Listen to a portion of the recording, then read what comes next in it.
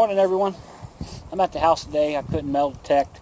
I got tons and tons and tons of iron relics to work on, and I want to show you the video from start to finish of what I do with preserving iron relics and electrolysis. And I posted a video about a week ago, and I had some comments, and people want to see what I use and how I do it, so I'm going to show you.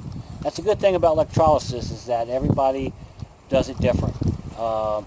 A new beginner or a person that uses electrolysis every day can still go watch other people's videos and get bits and pieces and implement it into their process to make it easier for them.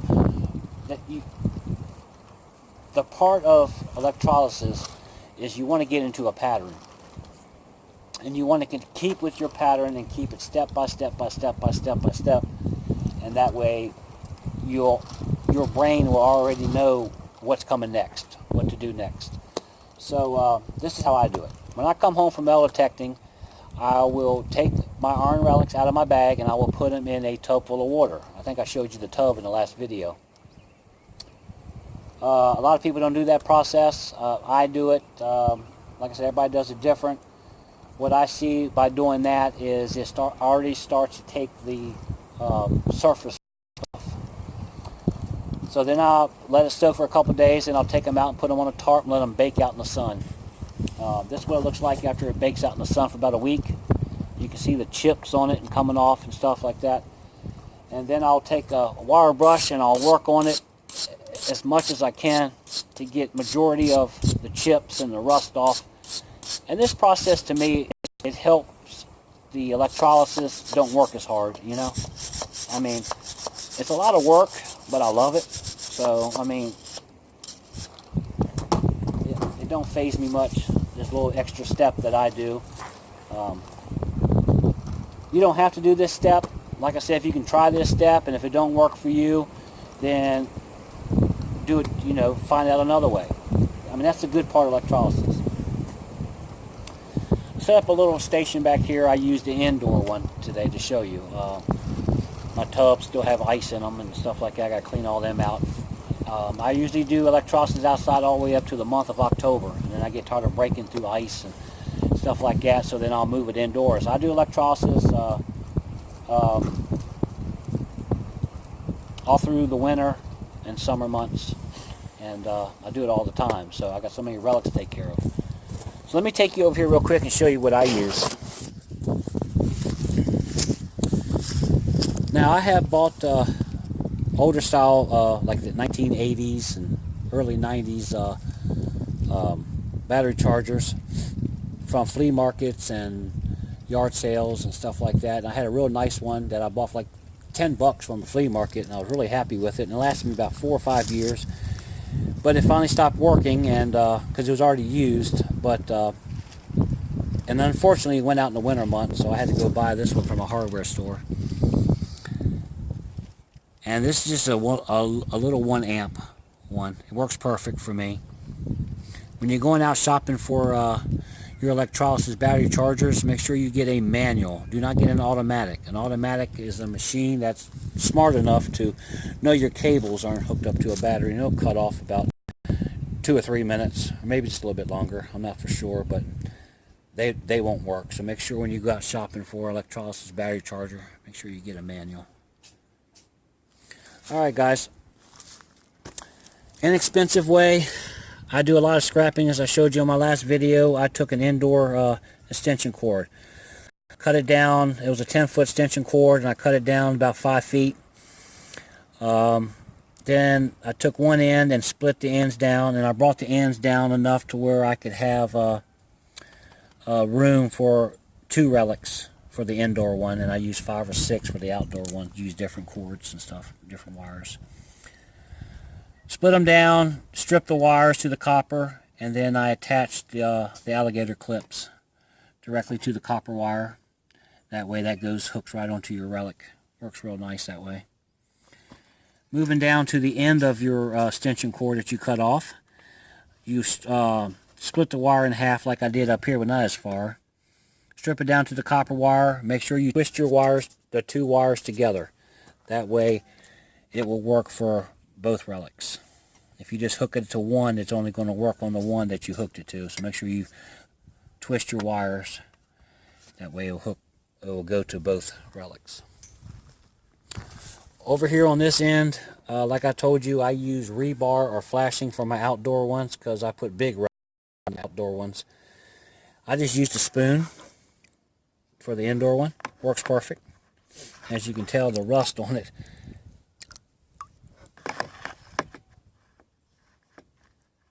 Now this piece of metal here is very important. You want to make sure you put a piece of old iron or a piece of rebar or flashing or something to draw the way your rust to. And that's where your rust is going to be going to.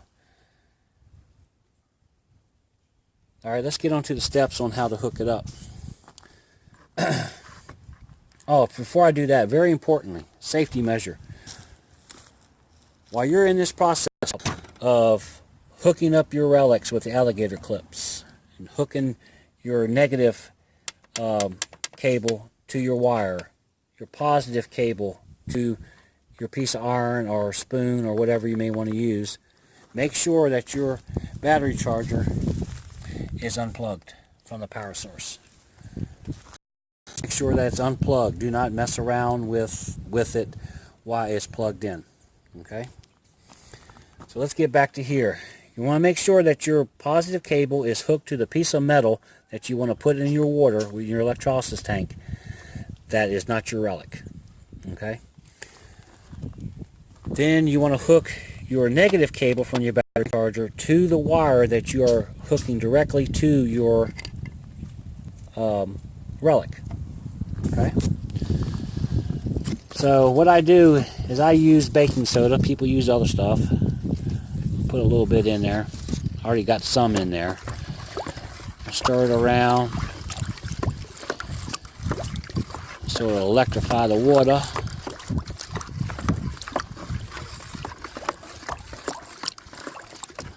Alright. Let that settle just a little bit. Alright, so after you put your water in and your baking soda in and you got your piece of metal setting in the water, you want to put your relic in.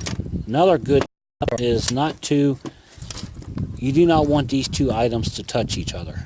It will ruin your relic. Okay?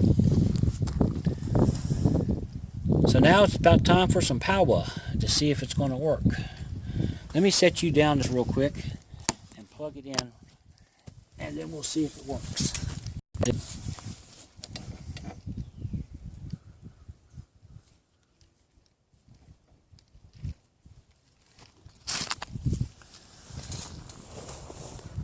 All right.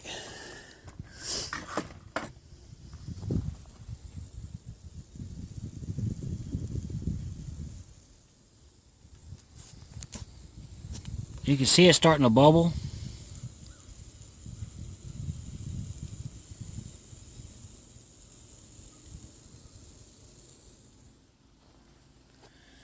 You can really see it off the spoon.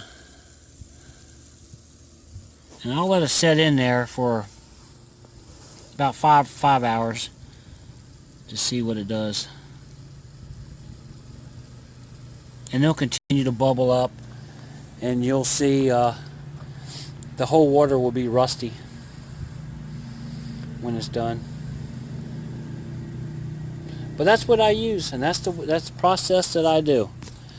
Maybe should have had some more water in there. I'll add some more water into it a little bit after I unplug it and all that stuff and everything. But that's the process that I use. You can see the current that's going through there. It's moving the rust over to the spoon right in almost a straight line.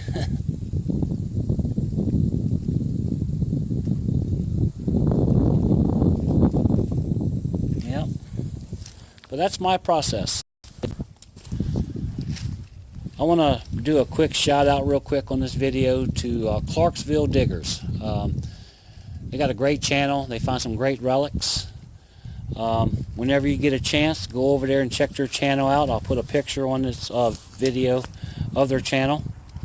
Go ahead and check them out. Like, subscribe, and share to their channel. Like I said, they put out great videos. I'll catch you in the next one.